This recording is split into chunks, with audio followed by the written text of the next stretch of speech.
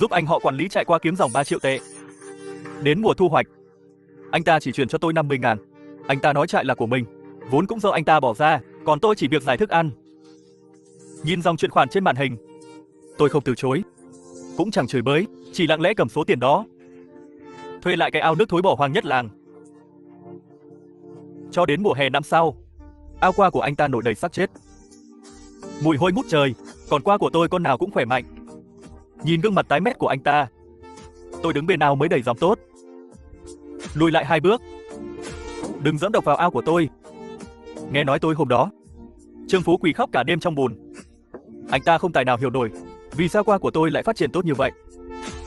Lúc đó tôi đang bên nào ghi chép độ phiên và số liệu hôm nay, thì một chiếc Mercedes ghi mới tinh dừng bên cạnh. Trương Phú mở cửa xe bước xuống, bịt mũi đầy ghét bỏ, dùng mũi giày đá đám bùn dưới đất. Cương Tử, năm nay tính sổ xong rồi. Tiền chia anh chuyển cho chú rồi. Tôi nhìn 50.000 trên màn hình không nói gì. Trong lòng tự có phép tính. 3 năm hơn ngàn ngày đêm, tôi ăn ngủ ngay trong lán. Tôi biết năm nay qua cực phẩm đại thắng, trừ tiền thuê ao và thức ăn còn lãi gần 3 triệu.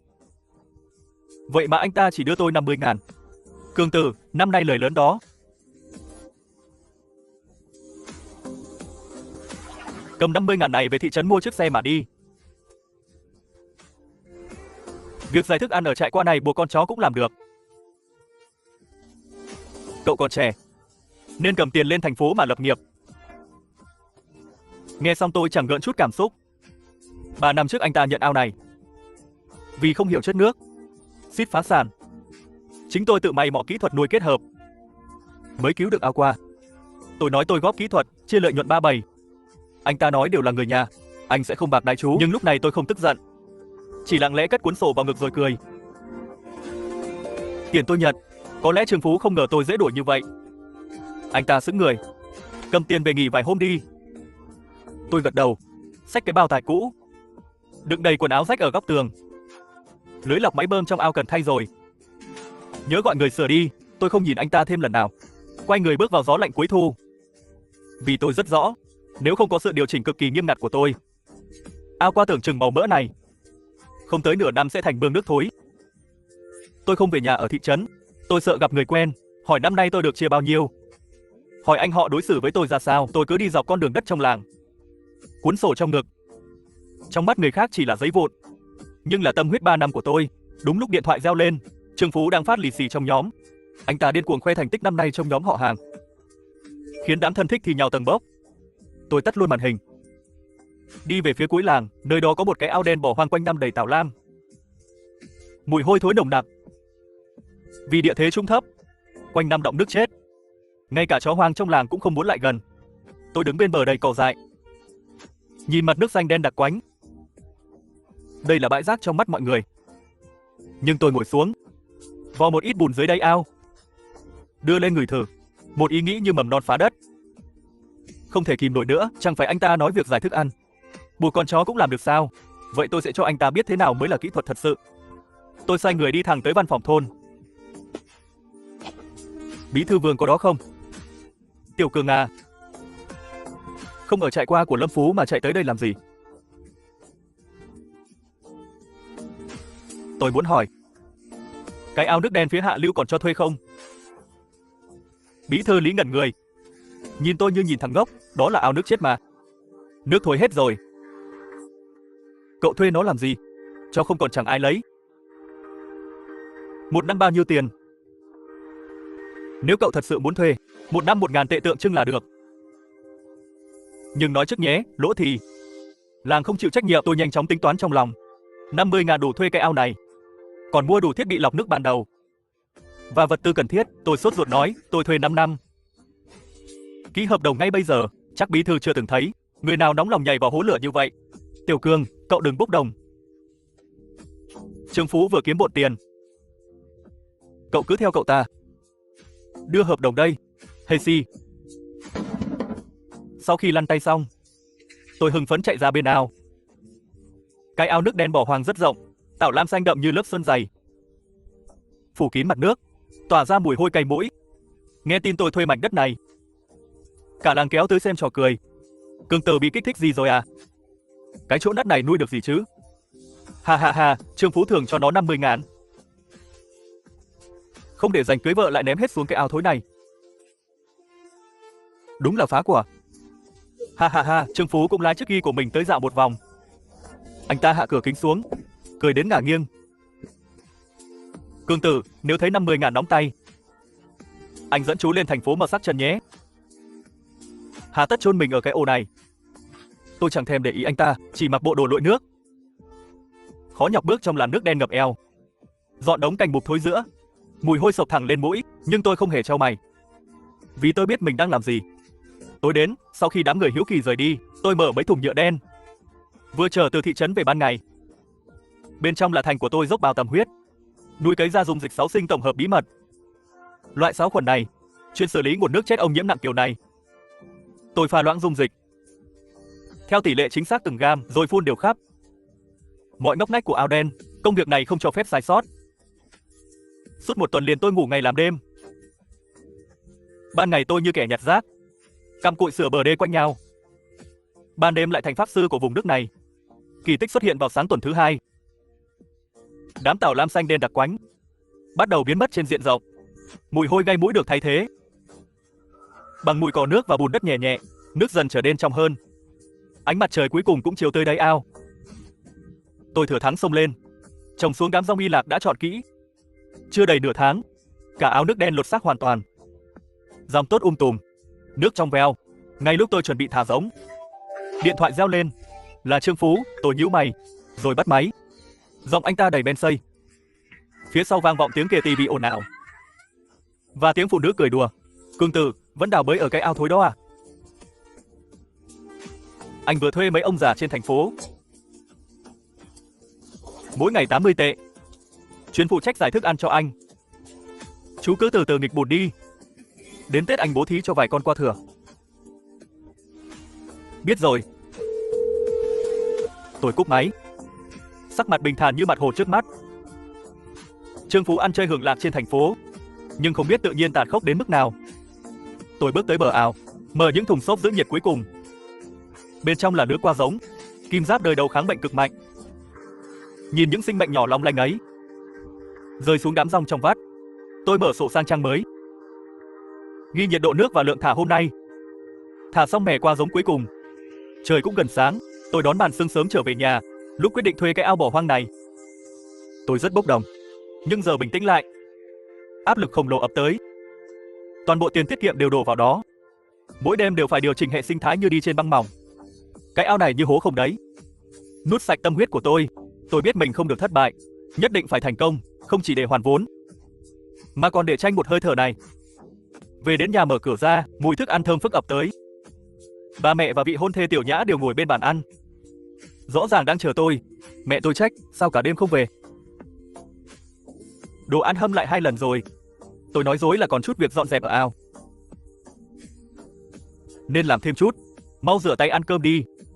Tiểu Nhã đứng dậy đưa tôi chiếc khăn sạch, ánh mắt đầy lo lắng.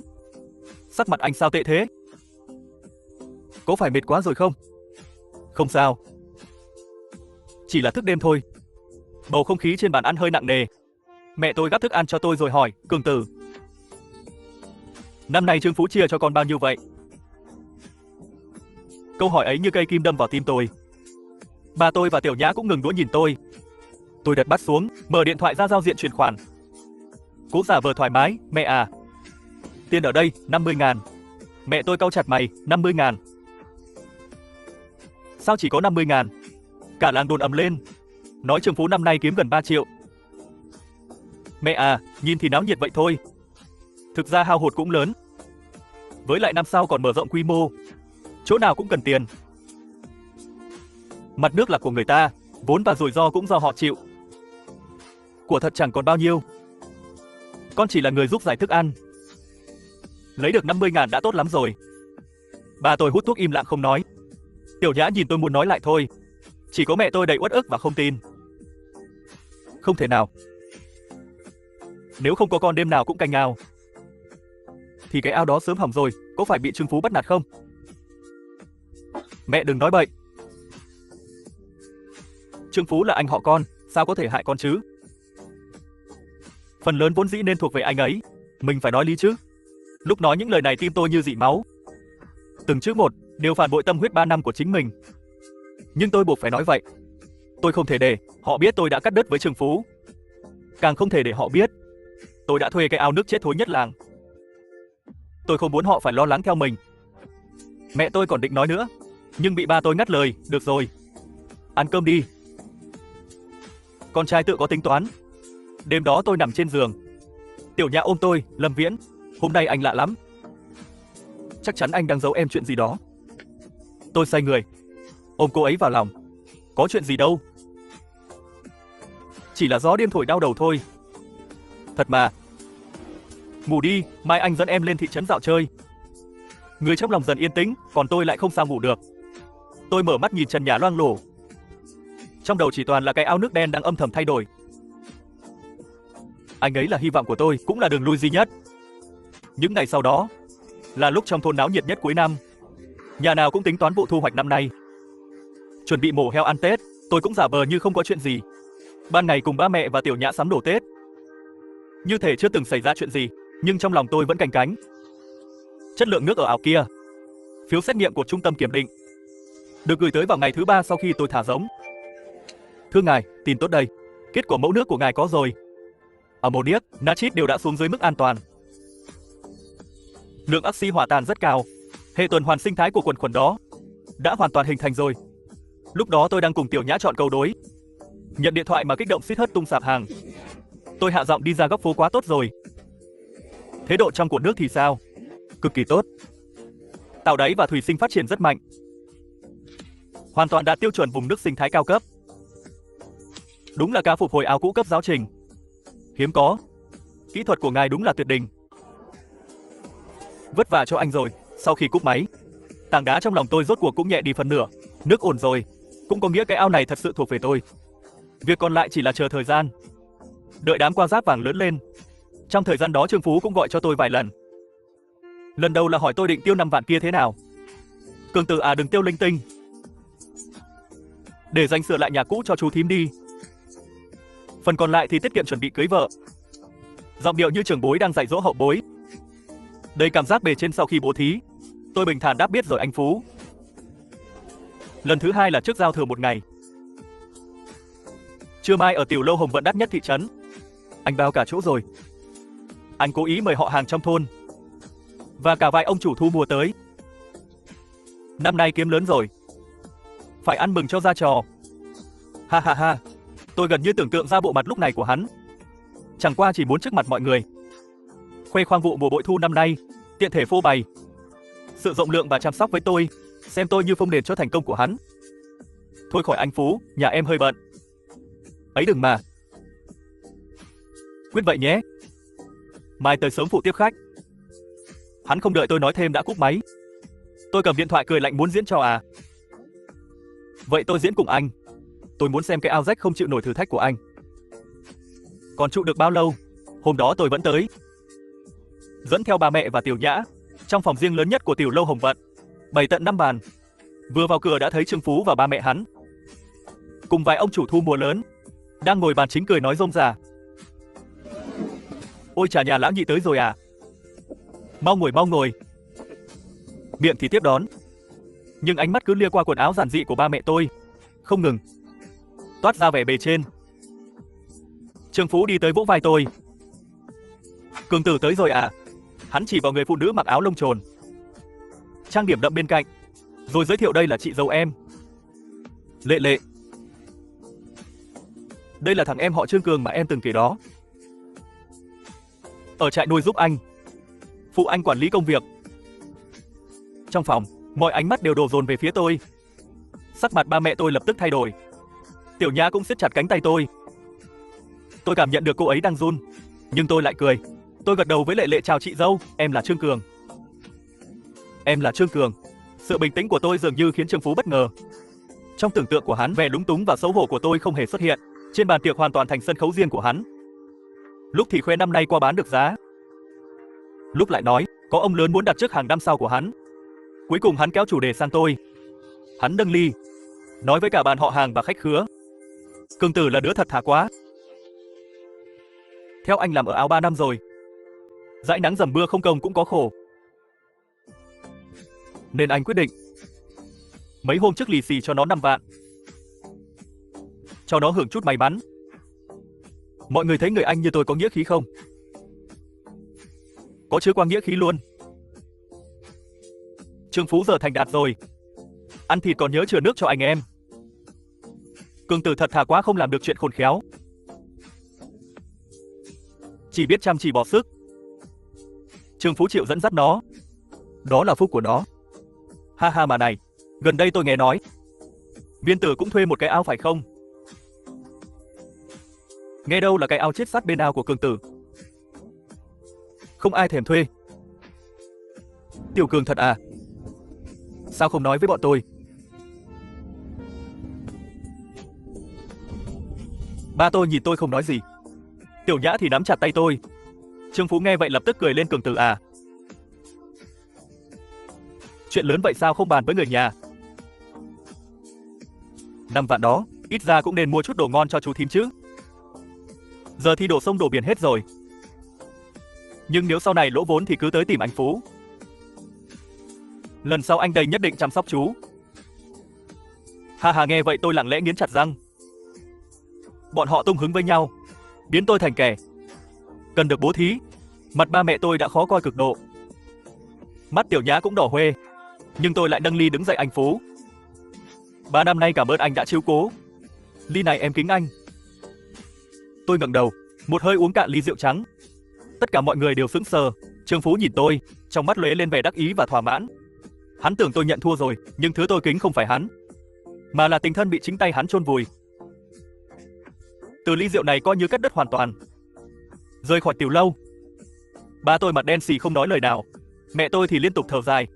Tiểu Nhã lặng lẽ đi bên cạnh tôi, ôm chặt cánh tay tôi. Tôi biết trong lòng mọi người đều nghẹn tức. Sắp tới cửa nhà, tôi mới lên tiếng bà mẹ. Xin lỗi hôm nay để mọi người chịu ấm ức rồi. Hey si Cường Tử à? Cái ao của con một mình gánh nổi không? Nếu thiếu tiền nhất định phải nói với bà mẹ. Đúng đó Cường Tử. Bị người ta nói sau lưng cũng không sao. Chỉ cần cả nhà mình bình an là được. Trương Cường đừng sợ. Anh cứ làm việc của mình đi. Em nhất định sẽ ủng hộ anh. Nhìn bọn họ lòng tôi chợt ấm lên. Nhưng cũng càng khiến quyết tâm của tôi thêm vững chắc. Ba mẹ, Tiểu Nhã, mọi người yên tâm. Con tin vào cái ao của mình. Cho con thêm chút thời gian, con sẽ lấy lại hết thể diện hôm nay mất đi. Tất cả. Giọng tôi rất bình tĩnh, nhưng từng chữ đều toát ra khí thế không thể nghi ngờ. Bọn họ nhìn tôi dường như bị ánh mắt ấy trấn áp. Sau khi đưa họ vào nhà, tôi đứng rất lâu một mình ngoài sân. Điện thoại rung lên. Là camera chống nước tôi lắp dưới đáy Hắc Thủy Đường. Gửi cảnh báo tới. Tôi mở FFI. Một đoạn hình ảnh dưới nước hiện ra rõ nét. Trong làn nước trong veo, từng bụi rong đuôi chó lay động theo sóng. Dưới lớp thủy sinh che phủ, từng con qua giống đời đầu cỡ đồng xu, phát ra ánh vàng nhàn nhạt, đang cực kỳ sung sức, tranh nhau kiếm ăn. Tôi nhìn đoạn video đó, máu nóng trong lồng ngực lại sôi trào. Mấy tháng tiếp theo, tôi vẫn giống hệt mọi năm. Xuân vừa tới, trong thôn lại bận rộn. Ai hỏi năm nay tôi định làm gì, tôi đều dùng mấy lời cũ qua loa cho xong. Rất nhiều người nhìn tôi bằng ánh mắt thương hại, thỉnh thoảng còn nhắc chuyện tôi thuê cái ao nước chết kia làm trò cười. Cường Tử à, Trương Phú tùy nóng tính, nhưng ít ra trả tiền xong phẳng. Cậu đi đâm đầu vào cái hố thôi đó làm gì? Đúng vậy, giờ nuôi trồng khó lắm. Có cây lớn để dựa, còn hơn tự ném tiền xuống nước. Mấy lời này tôi nghe tai này lọt tai kia. Tôi biết họ không có ý xấu, chỉ là họ chỉ thấy bề ngoài, thấy cảnh huy hoàng Trương Phú mở rộng nhà bạt năm nay, thấy nhà tôi sa sút. Không ai biết dưới mặt nước Yên Đà đã sớm cuồn cuộn sóng ngầm. Cũng không ai biết tôi đang chờ thời cơ, một cơ hội đủ để lật tung mọi nghi ngờ. Rất nhanh mùa hè tới, đài khí tượng liên tục phát cảnh báo cam về nắng nóng. Qua sợ nóng nhất tôi biết, không còn kỹ thuật xử lý nước của tôi, Trương Phú sẽ vượt qua đợt nóng này thế nào. Tôi tắt tivi rồi nói với ba mẹ, mai con chuyển ra lán cạnh ao ở. Dạo này chắc không thường về nhà được. Sáng hôm sau trời chưa sáng tôi đã dậy. Tôi không đánh thức ai. Lặng lẽ mặc đồ lội nước. Trước khi ra khỏi cửa tôi nhìn cánh cửa phòng ba mẹ đóng chặt. Âm thầm nói trong lòng ba mẹ. Xin hãy tin con trai mình thêm lần nữa. Lần này con sẽ không để ba mẹ thất vọng nữa. Con sẽ không để bất kỳ ai xem thường nhà chúng ta nữa. Tôi bước ra khỏi nhà, đi thẳng tới khu ao ở hạ lưu thôn, nhấc chiếc lồng bẫy chìm dưới đáy nước lên. Dù hôm nay nắng nóng hiếm thấy, nhưng trong lồng vẫn đầy những con qua lông to cực phẩm khỏe mạnh. Mai qua sạch bóng, tôi kiểm tra thủy sinh, bùn đáy, axi hòa tan, mọi chỉ số đều đo lại một lượt. Tất cả đều bình thường. Tôi nhấn công tắc máy bơm. Dòng nước lập tức phun trào, mặt ao gợn sóng nhẹ nhẹ. Tôi có thể cảm nhận rõ một sinh lực mạnh mẽ đang cuộn trào dưới đáy nước này. Từ khoảnh khắc này, tôi sẽ không nhìn sắc mặt ai nữa. Nhưng tôi không lập tức nói cho bất kỳ ai biết tin nước ao đã hồi sinh. Trước khi màn kịch lớn bắt đầu, tôi phải đảm bảo không có sơ suất. Tôi đi tuần quanh ao của mình. Chỉ cần ném xuống một nắm thức ăn, lập tức dẫn tới cảnh tranh ăn điên cuồng. Mạnh hơn đám qua ủ rũ trong ao Trương Phú.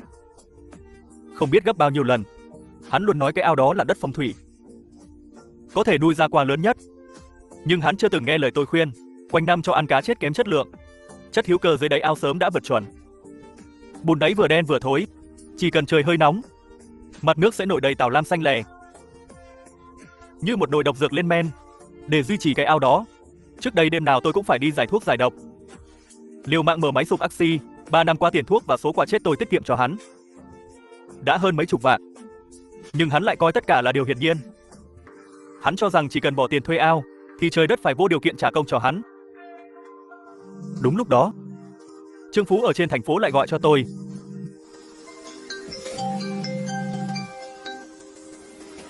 Alo Cường Tử.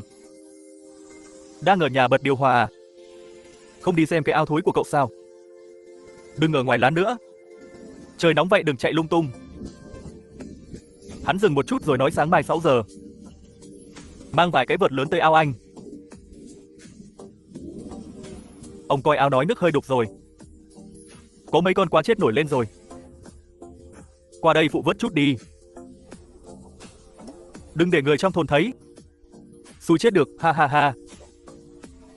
Giọng điệu hắn vẫn ngang nhiên như vậy, như thể đang ra lệnh cho một tên làm thuê rẻ mạt. Tôi siết chặt điện thoại, khớp tay trắng bệch, nhưng ngoài miệng vẫn bình tĩnh đáp.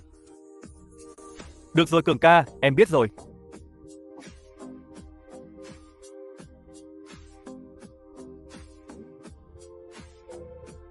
Chiều tối, Tiểu Nhã mang canh đậu xanh tới lều. Thấy tôi chuẩn bị kỹ càng thì hơi ngạc nhiên. Thời tiết hôm nay quá bất thường, không chút gió nào. Em thấy mấy con chó trong thôn nóng đến lè cả lưỡi. Qua dưới ao chịu nổi không vậy? Lỡ thiếu axi thì công sức mấy tháng này mất trắng đó. Tối nay anh đừng ngủ say quá, nhớ bật máy axi thêm vài lần. Tôi kéo cô ấy vào lòng. Yên tâm đi, hệ sinh thái của anh hoàn chỉnh rồi. Đêm nay dù trời có sập xuống, ao này vẫn trụ được. Tiểu Nhã ngẩng đầu nhìn tôi. Trương Cường, anh có chuyện gì giấu em đúng không? Ngốc à, làm gì có chuyện gì. Đợi mai mặt trời mọc, anh cho em xem kỳ tích. Tôi không nói cho cô ấy biết, đêm nay có thể xảy ra thảm họa kinh hoàng. Không phải tôi không tin cô ấy, mà trận tai họa này chắc chắn rất thảm khốc. Tôi không muốn cô ấy chịu cảm giác ngột ngạt đó. Mọi kiểm chứng và kết quả, tôi tự gánh một mình. Khi trời tối hẳn, ba tôi đạp xe ba gác tới, mang cho tôi một máy bơm nước công suất lớn. Hai cha con cứ đứng như vậy giữa bầu không khí oi bức. Bên áo im lặng, giọng ông hơi khàn. Cường Tử, thời tiết này không ổn đâu con. Con không sao, ba mau về nghỉ đi. Oi quá rồi, con không mệt. Chỉ là ba thấy bất an thôi. Kiểu thời tiết này giống hệt vụ mất trắng 10 năm trước. Nửa đêm qua bỏ hết lên bờ. Ông lấy từ túi ra một cuốn sổ tiết kiệm nhăn nhúm, nhét vào tay tôi, trong này có 2 vạn. Là tiền ăn cả năm của ba mẹ. Con cầm lấy đi. Lỡ nước xấu đi còn mua thuốc cứu gấp. Có thêm ít tiền phòng thân vẫn hơn. Tôi nhìn cuốn sổ trong tay. Mắt lập tức đỏ hoe, ba à. Con không thể nhận. Ao con giờ chỉ số tốt lắm. Cầm lấy đi, Thiên Nhiên trở mặt không nhận người đâu. Một mình con, gánh ở đây còn khó hơn tụi ba. Tôi siết chặt cuốn sổ tiết kiệm. Móng tay cắm sâu vào da thịt.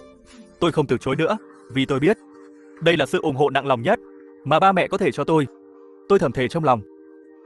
Đợi vụ thu hoạch mùa thu, tôi sẽ trả họ gấp 10, gấp trăm lần. Tôi sẽ để họ sống những ngày tốt nhất đêm đó. Tôi ngồi trên giường gấp trong liều cả đêm không ngủ. 2 giờ sáng, tôi bật dậy khỏi giường. Trước khi ra cửa, tôi liếc đồng hồ nhiệt ẩm trên tường, độ ẩm 95%. Áp suất cực thấp. Tôi men theo đường đất, đi tới rào sắt phân giới. Giữa ao tôi và ao Cường Ca, tôi đứng trong bóng tối. Phía trước là ao của Trương Phú, mảnh đất phong thủy được khoe sẽ kiếm 5 triệu năm nay. Trên mặt nước lại nổi đầy lớp nhớt trơn dày đặc. Dù là trong đêm, vẫn nhờ ánh sáng yếu ớt, thấy được màu huỳnh quang buồn nôn đó. Tảo Lam đã bùng phát hoàn toàn. Tôi đi tới nhưng không bật máy ắc xi, cũng không định can thiệp. Đại cục đã định, thần tiên cũng không cứu nổi. Tôi quay nhìn bên kia, ao nước đen của tôi nằm im lặng. Mấy máy ắc xi nhịp nhàng đánh nước. Dưới đáy nước trong veo, đám thủy thảo nhả ra những bọt khí nhỏ li ti. Ở phần rễ cỏ, từng con quá to lớn đang nằm yên trên lớp bùn đáy. Không chút hoảng loạn, tôi ngồi xổm trên bờ, vui đến cực điểm. Còn lúc này trong ao của Cường Ca đã dậy sóng thứ nước độc màu xanh chết chóc. Tôi không nhìn nữa, nhưng tai vẫn nghe rất rõ. Mặt nước bắt đầu vang lên tiếng động dày đặc. Đó là vô số con quạ sắp chết vì thiếu oxy nghiêm trọng, đang điên cuồng bò lên bờ. Chúng dẫm đạp lẫn nhau, phun ra bọt khí tuyệt vọng. Cuối cùng đồng loạt lật bụng chết trên bờ ruộng. Trời nhanh chóng sáng hẳn, mùi tanh hôi của quạ chết theo gió bay vào thôn. Ngôi làng đã ngủ lập tức náo loạn. Tôi đứng cạnh ao mình lặng lẽ nhìn. Chưa tới 20 phút, tiếng phanh xe chói tai vang lên trên đê ao. Trương Phú lăn bò từ chiếc Mercedes ghi lớn xuống, ngã nhào ra đất. Lúc này hắn nhìn đám quạ chết nổi đầy ao, cùng lớp tảo lam phủ kín mặt nước như sơn xanh, phát ra tiếng gào thét thảm thiết. Hắn phát điên khóc lóc gào rú bên bờ. Có lẽ nghe tiếng máy ắc xi bên tôi. Hắn đột ngột quay đầu, lăn bò chạy về phía tôi. Hắn thấy tôi, cũng thấy phía sau tôi là mảng thủy thảo xanh tốt, ao sinh thái trong vắt, và đám quạ dưới nước đang thong thả kiếm ăn. Mai vàng óng ánh. Khuôn mặt méo mó vì tuyệt vọng của hắn lập tức trắng bệch, giọng run như cầy sấy, đầy kinh hãi và khó tin. Cương tử, đây là cái ao nước thối đó sao? Tôi bình thản nhìn hắn, không thì sao?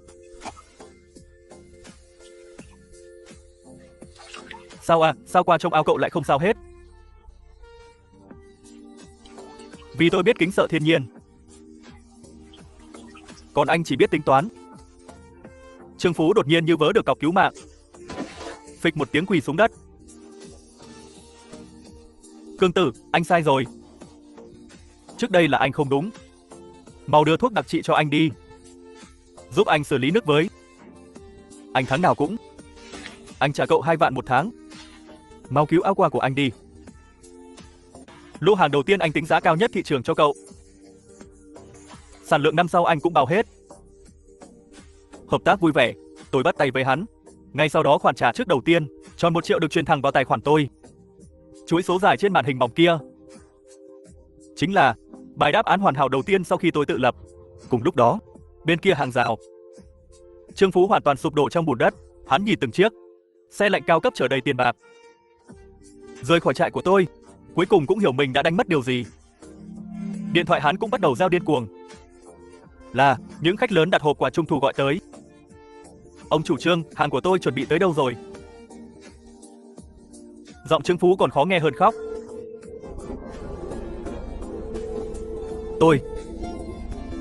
Tôi nói cho ông biết, hợp đồng ký rõ ràng rồi. Không giao được qua thượng hạng thì đền gấp 3. Đừng hòng thiếu một xu. Điện thoại bị cúp ngang, Trương Phú như bị rút mất xương sống. Để giành đơn giá cao năm nay, hắn ký cược với nhiều bên phân phối. Lúc đó hắn đầy tự tin, vì hắn nghĩ mình vẫn có thể ngồi mát ăn bát vàng như năm ngoái. Nhưng giờ tôi đi rồi, hắn chỉ còn lại Ao nước độc bốc mùi cùng đống quà chết. Tiền bồi thường hàng triệu. Như ngọn núi đổ sập xuống đầu hắn. Ánh mặt trời xuyên qua màn sương sớm, rọi xuống mặt nước, lấp lánh ánh vàng. Tâm trạng tôi cũng như bầu trời hôm nay, trong trẻo vô cùng. Đây là cảm giác hoàn toàn mới. Trước kia ở ao nguy hiểm của Trương Phú, tinh thần tôi lúc nào cũng căng như dây đàn, phải luôn đề phòng nước biến chất, lo tảo lam bùng phát. Mỗi lần gió mưa đều như một canh bạc. Còn giờ tôi đứng bên khu sinh thái của mình, nguồn nước hoàn hảo, quả giống khỏe mạnh, môi trường kiểm soát được. Lần đầu tiên tôi cảm nhận niềm vui thu hoạch, chứ không chỉ đơn thuần làm việc kiếm sống. Nhìn chiếc xe lạnh cuối cùng rời khỏi thôn, tôi phủi lớp bùn trên tay. Có khoản tiền này, tôi không chỉ mở rộng khu sinh thái, quan trọng hơn là giúp tôi thật sự tạo dựng tên tuổi trong ngành. Sau này chẳng lo thiếu đầu ra cao cấp nữa. Còn Trương Phú bên kia tường đang trải qua ngày tuyệt vọng nhất đời. Cái tát đau điếng của hiện thực đã khiến hắn tỉnh bộng hoàn toàn. Tiền lời năm ngoái đã bị hắn tiêu sạch. Mấy triệu tiền cược năm nay, nếu không giao được qua thượng hạng, đủ khiến cả nhà hắn phá sản. Hắn điên cuồng gọi điện cho kỹ thuật viên Vương. Tôi trả 5.000 một ngày, anh tới xử lý nước giúp tôi đi.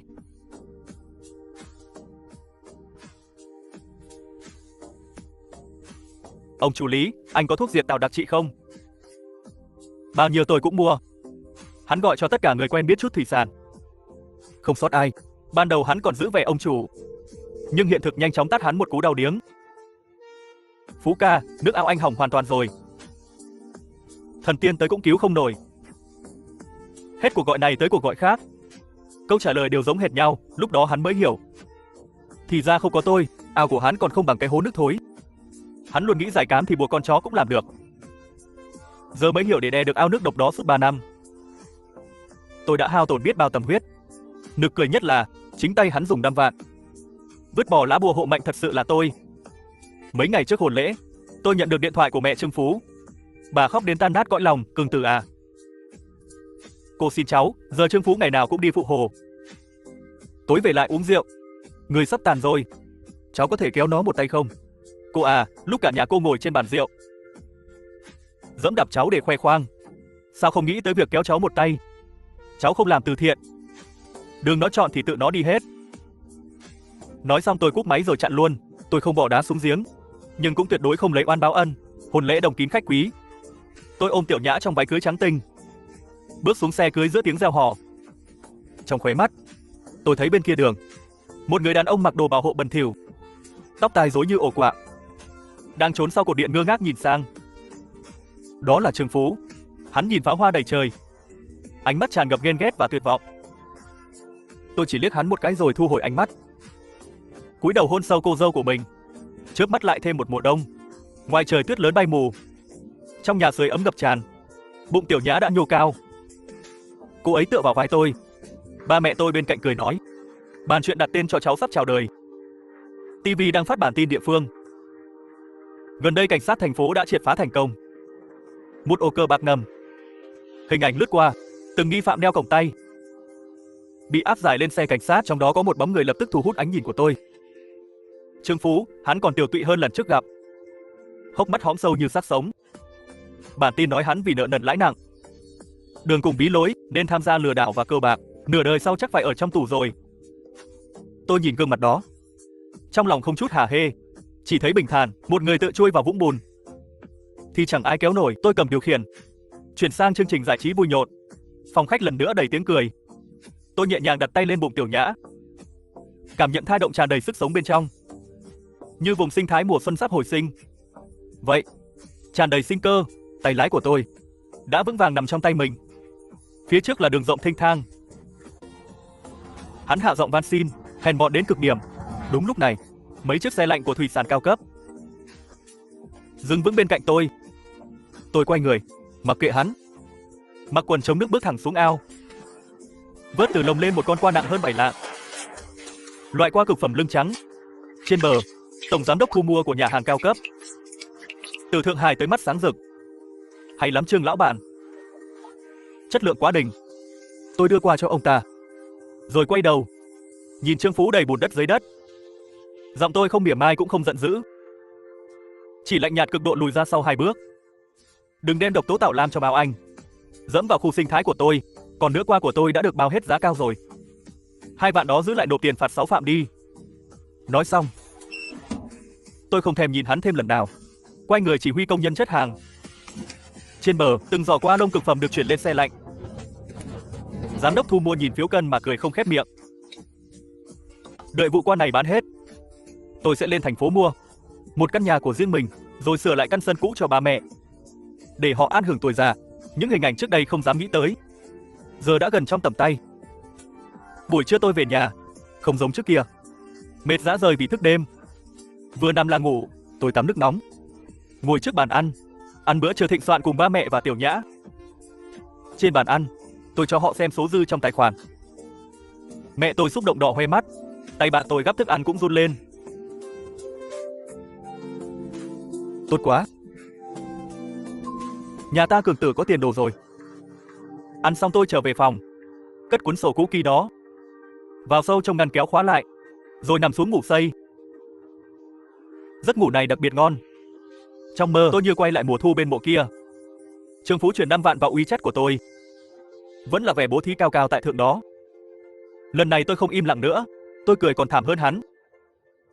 Đúng lúc tôi ngồi bên cạnh, uống ly nước dưa hấu lạnh Tiểu Nhã mang tới. Tìm được người chưa? Trương Phú suy sụp lắc đầu. Mẹ hắn đỏ mắt nói, hay đi tìm cường tử đi. Tăng tiền cho nó, 10 vạn 20 vạn chỉ cần nó chịu đưa thuốc đặc hiệu. Không thể nào. Bảo tôi đi cầu xin thằng em họ, từng bị tôi dùng 5 vạn đuổi như ăn mày sao. Lúc này bị hôn thê Lệ Lệ xách túi hiệu, kéo vali bước ra. Lệ Lệ, em làm gì vậy? Làm gì à? Anh sắp gánh mấy triệu tiền nợ rồi. Tôi không đi chẳng lẽ ở lại uống gió Tây Bắc với anh? Mắt Trương Phú đỏ ngầu định lao tới, kéo cô lại, đồ đàn bà khốn. Lệ Lệ đạp hắn văng ra. Cút đi đồ vô dụng. Rồi quay đầu bỏ đi không ngoảnh lại. Trương Phú ngồi sụp xuống đất. Mọi thứ xong hết rồi. 3 ngày sau, lứa kim giáp dài cực phẩm đầu tiên của tôi xuất ao. Tiền hàng tròn 2 triệu, không thiếu một đồng truyền vào thẻ tôi. Nhìn dãy số dài trên tin nhắn ngân hàng, trong lòng tôi chỉ thấy an tâm chưa từng có. Tôi không mua Mercedes CG, mà trực tiếp dẫn Tiểu Nhã tới khu nhà tốt nhất thành phố, mua đất căn hộ lớn 140 m². Trên sổ nhà ghi tên cả hai chúng tôi. Khi tôi quay lại làng, cả làng hoàn toàn đổi thái độ. Khu sinh thái nước trong vắt của tôi trở thành kỳ tích của cả làng. Những kẻ từng cười nhạo tôi, giờ gặp ai cũng gọi Cường ca. Còn nhà Trương Phú đã bị đám đòi nợ đạp nát cửa. Để trả khoản tiền phạt khổng lồ, nhà hắn đã treo bán qua môi giới, xe cũng đem cầm cố, cái áo qua từng giúp kiếm tiền, giờ thành cục than nóng. Hôm đó tôi đang chỉ huy công nhân gia cố lưới chống thoát. Bên kia từng truyền tới tiếng cãi vã chói tai, là một ông chủ chuyên thu mua ao bỏ hoang, đang ép giá Trương Phú. Đấy, ao nhà cậu nát hết rồi, chỉ tiền nạo vét cũng mấy vạn, cả ao lẫn thiết bị. Tôi nhiều nhất chỉ trả 2 vạn. 2 vạn, riêng mấy máy sục oxy này tôi đã mua mấy vạn rồi. Không bán thì thôi, đống đất này ngoài tôi chẳng ai nhận. Trương Phú đứng im tại chỗ, nắm tay siết rồi thả, cuối cùng như quả bóng xì hơi. Bất lực gật đầu, làm xong thủ tục chuyển nhượng. Ông chủ kia đếm 2 vạn tiền mặt ném cho hắn. Đúng lúc này, Trương Phú ngẩng đầu, qua hàng rào thép hắn nhìn thấy tôi. Tôi đang cầm bộ đàm, bình tĩnh điều phối xe lạnh đợt tiếp theo. Tôi đến liếc mắt cũng chẳng buồn nhìn hắn. Sự phớt lờ triệt để ấy còn khiến hắn sụp đổ hơn bị tát thẳng mặt. Hắn nhìn bóng lưng thẳng tắp của tôi, rồi nhìn 2 vạn mỏng manh trong tay. Nỗi hối hận khó nói thành lời đánh sập lý trí hắn. Hắn gào lên, phát điên lao tới chiếc máy bơm bỏ hoang bên bờ, chộp lấy cờ lê sắt dưới đất đập mạnh xuống. Chiếc máy bơm trị giá mấy vạn, trong chớp mắt thành đống sắt vụn. Sự nghiệp của tôi bước vào đường cao tốc. Những thương lái trước đây thành khách quen trung thành. Tôi không còn thỏa mãn với một cái ao này. Tôi thành lập công ty công nghệ thủy sản, bao chọn mấy trăm mẫu mặt nước ở hạ lưu trong làng. Tôi lập hợp tác xã, chiêu mộ những người chịu khó, có nhân phẩm tốt trong làng, cầm tay chỉ việc dạy họ kỹ thuật nuôi trồng. Mức lương cơ bản tôi trả là cao nhất ngành, cuối năm còn có chia hoa hồng. Mọi người đều nói theo Cường ca làm thấy yên tâm. Có một hôm tôi đang xem báo cáo trong văn phòng, Một mùi nước hoa nồng đặc bay vào. Là Lệ Lệ uốn éo đi tới trước bàn tôi. Cường Tử. Trừng lão bản. Tôi đã sớm nhìn ra anh mới là người làm đại sự. Cô ta liếc mắt đưa tình, tay còn không an phận định đặt lên bàn tôi. Tôi không thèm ngẩng đầu cút. Nụ cười của Lệ Lệ cứng đờ, cuối cùng bị bảo vệ đuổi đi. Chật vật giẫm giày cao gót chạy khỏi đó. Thế giới của tôi tuyệt đối không cho loại dơ bẩn này tới gần. Mùa thu hôn lễ của tôi và Tiểu Nhã diễn ra đúng hẹn. Hôm đó tôi bao chọn khách sạn tốt nhất thành phố. Đoàn xe đi từ làng tới tận trung tâm thành phố. Vô cùng náo nhiệt.